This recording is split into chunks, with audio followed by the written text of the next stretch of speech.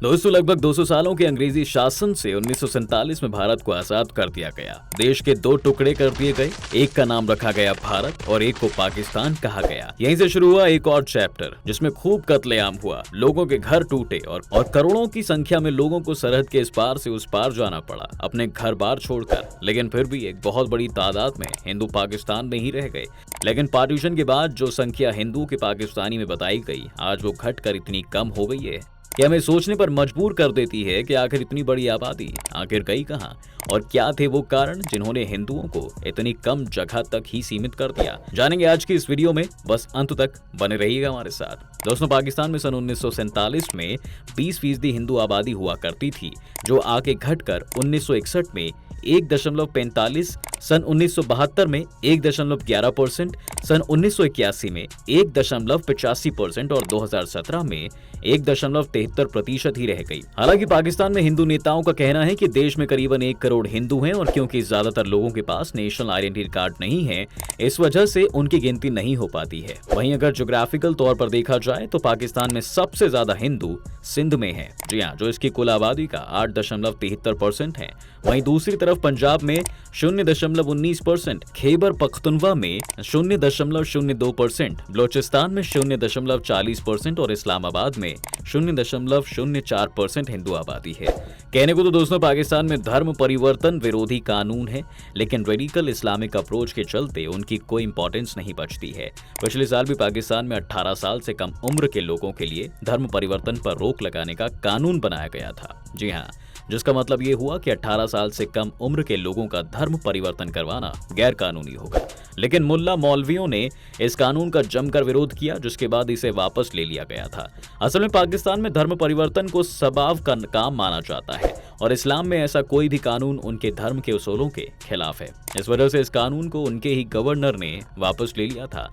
वहीं दूसरी तरफ अगर ह्यूमन राइट्स की बात करें तो पिछले साल की एक रिपोर्ट से ये साफ पता चलता है कि पाकिस्तान में माइनॉरिटीज और खासकर हिंदुओं की तो बहुत ही ज्यादा खस्ता हालत है। यहाँ हर साल माइनॉरिटी कम्युनिटीज की लगभग 1000 लड़कियों का धर्म परिवर्तन करवा दिया जाता है, जिनकी उम्र 12 से 25 साल के बीच होती है।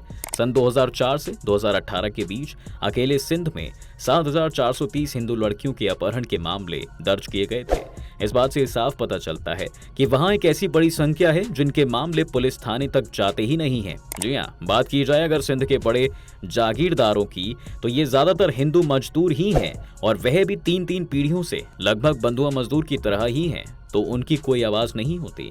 जब भारत या पाकिस्तान के इतिहास की बात आती है दोस्तों, तो उमरकोट की बात करना जरूरी बन जाता है। 475 साल पहले हिंदू राजा राणा प्रसाद के महल में मुगल सम्राट अकबर के जन्म के साथ उमरकोट ने हिंदुओं और मुसलमानों के बीच अद्वितीय सद्भाव की नींव रखी थी, जो 1947 तक बरकरार रही, जब ब्रिटिश भारत का भारत और पाकिस्तान के बीच विभाजन हुआ था।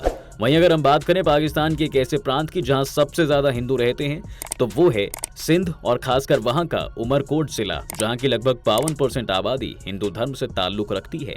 उमरकोट कराची से लगभग 325 किलोमीटर की दूर बसा हुआ शहर है। कहते हैं दोस्तों कि इस शहर का नाम यहाँ मौजूद एक किले से जुड़ा हुआ है, जहाँ राजपूत ठाकुर घराने और सुमरो शासक रहे हैं। उमरकोट के किले को इस रीजन की पॉलिटिक्स के लिए बहुत अहम माना जाता है। पाकिस्तान से अक्सर ही वहाँ रहने वाले माइनॉरिटीज पर जोर जबरदस्ती की खबरें सामने निकल कर आती रहती हैं, जिसमें ज्यादातर हिंदू कम्युनिटी के लोगों पर अत्याचार और जुल्म ढाए जाते हैं।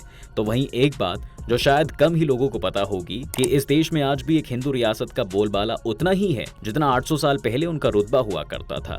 इस हिंदू परिसर का डंका पाकिस्तान में सालों से बजता आ रहा है। दरअसल पिछले 800 सालों से सोढ़ा राजपूत वंश उमरकोट में राज करते आ रहे हैं। जी हाँ, तो वहीं इनका दबदबा इतना है कि ये पाकिस्तान में न सिर्फ शान से रहते हैं, बल्कि हिंदुओं के साथ साथ मुस्लिम कम्युनिटी के लोग भी इनका सम्मान भी करते हैं। इस रियासत के शाही परिवार के रीति रिवाजों की बात करें तो वो बिल्कुल बॉर्डर के इस पार रहने वाले इलाके की तरह हैं। वहीं अगर हम इतिहास पर नजर डालें तो हमें पता चलता है दोस्तों कि इस जगह पर मुगल शासक अकबर का जन्म हुआ था। जब शेरशाह सूरी से युद्ध में हारकर हुमायूं भटकता हुआ उमरकोट पहुंचा तो यहाँ के राणा ने ही उसे शरण दी थी। वहीं आप ये जानकर सरप्राइज हो जाएंगे कि इस रियासत के राणा हमीर सिंह के बेटे करणी सिंह की शादी भारत के राजस्थान में ही हुई है। जी हाँ, करणी सिंह की शादी जयपुर के ठाकुर मान सिंह की बेटी से हुई है। कहते हैं कि आजादी के समय जब भारत और पाकिस्तान का बंटवारा हुआ तो दोनों ही मुल्कों के लोगों ने अपनी अपनी जगह छोड़कर माइग्रेट करना पड़ा था। लेकिन उमरकोट के राणा ने अपनी जमीन नहीं छोड़ी और उन्होंने पाकिस्तान में रहने का ही फैसला किया, जिसके बाद से इस रियासत के शाही परिवार यहीं रहने लगे। फिलहाल इस रियासत के राणा हमीर सिंह हैं, जबकि उनके पिता राणा चंद्रसेन का राजनीति में बड़ा नाम रहा है। इतना ही नहीं, उन्हें पाकिस्तान की एक बड़ी political party Pakistan peoples party के फाउंडिंग मेंबर्स में से एक माना जाता है। हालांकि कुछ साल बाद वे इस पार्टी से अलग हो गए और एक पाकिस्तान हिंदू पार्टी नाम की एक पार्टी का निर्माण किया। अगर हम उमरकोट की राजनीति की बात करें दोस्तों, तो हिंदू आबादी के मेजॉरिटी में होने के बावजूद यहाँ की पॉलिटिकल इक्वेशन कुछ और ही कहानी बताती है। यहाँ करीब पिछले 28 सालों से पाकिस्तान पीपल्स पार्टी की जीत हो रही है। उमरकोट जिले में नेशनल असेंबली की एक और प्रोविंशियल असेंबली की 4 सीटें हैं और हिंदुओं की इस राजनीति में अच्छी खासी भागीदारी रही है। उमरकोट की इकोनॉमी पूरी तरह से एग्रीकल्चर पर डिपेंड करती है। ज्यादातर जमींदार मुस्लिम कम्युनिटी से आते हैं, जबकि छोटे किसानों की बात करें तो उनकी आबादी लगभग 80% हिंदू दलित कम्युनिटी से है। जी हाँ, शहरों में ज्यादातर दुकानदार ऊंची जाति के हिंदू हैं और सर्राफा, खाद और बीज की दुकानों पर उन्हीं का कंट्रोल देखने को मिलता है। वहीं अगर हम बड़े तौर पर देखें तो पाकिस्तान में ऐसे सैकड़ों केस देखने को मिल जाएंगे जहां हिंदुओं की आबादी कम होने के पीछे के कारणों का साफ पता चल जाएगा। पाकिस्तान में लगभग हर साल 1000 से भी ज्यादा हिंदू और ईसाई लड़कियों का अपहरण कर लिया जाता है और उन्हें इस्लाम में कन्वर्ट करा दिया जाता है। अक्सर ये देखा गया है कि दोस्तों की अपहरण की गई इन लड़कियों को अपनी उम्र से दोगुनी उम्र के आदमियों से शादी करने के लिए मजबूर भी किया जाता है, उनका बलात्कार किया जाता है, ह्यूमन ट्रैफिकिंग के गिरोहों में बेच दिया जाता है। 2004 से 2018 के बीच अकेले सिंध में हिंदू लड़कियों के अपहरण के 7430 मामले सामने आए थे, जबकि एक्चुअल फिगर इससे कहीं ज्यादा बताई जाती है। जैसा कि हम आपको पहले बता चुके हैं कि पार्टीशन के बाद से पाकिस्तान में हिंदुओं की संख्या 20% से घटकर 1961 में लगभग 2% हो गई थी। इसके अलावा 1946 में एक एंटी हिंदू रायोट के कारण पाकिस्तान में एक बड़ी संख्या में हिंदुओं को अपनी जान गंवानी पड़ी और भारत की तरफ पलायन करना पड़ा। आज भी बहुत से पाकिस्तानी हिंदू पाकिस्तान से भागकर भारत में शरण लेने आ जाते हैं। वहीं कई बड़े शहर जैसे लाहौर में भी 1941 तक हिंदू और सिख कम्युनिटी की लगभग 40% थी और आज 1% से भी कम है और सिर्फ 2 ही हिंदू मंदिर बचे हुए हैं। All Pakistan Hindu rights movement के एक सर्वे में सामने आया था कि 1947 में बंटवारे के समय पाकिस्तान में 428 मंदिर थे, लेकिन 1990 के दशक के बाद इनमें से 408 मंदिरों में खिलौने की दुकानें, रेस्टोरेंट, होटल्स, दफ्तर, सरकारी स्कूल या मदरसे खुल गए। इस सर्वे के मुताबिक माइनॉरिटीज की पूजा वाली जगहों को 1.35 लाख एकड़ जमीन पाकिस्तान सरकार ने इवैक्यू प्रॉपर्टी ट्रस्ट बोर्ड को लीज पर दे दी थी। आपको बता दें कि इस ट्रस्ट का काम ही है माइग्रेटेड लोगों की जमीनों पर कब्जा करना, यानी ऐसे लोग जो पहले तो यहीं रहते थे लेकिन बाद में दूसरी जगह चले गए। ऐसे ही पाकिस्तान में काली बाड़ी मंदिर भी था, उसे दारा इस्माइल खान ने खरीदकर ताजमहल होटल में तब्दील कर दिया। खैबर पख्तूनख्वा के बन्नू जिले में भी एक हिंदू मंदिर था, वहां अब मिठाई की दुकान खुल चुकी है। कोहाट एक शिव मंदिर में भी अब सरकारी स्कूल बन चुका है।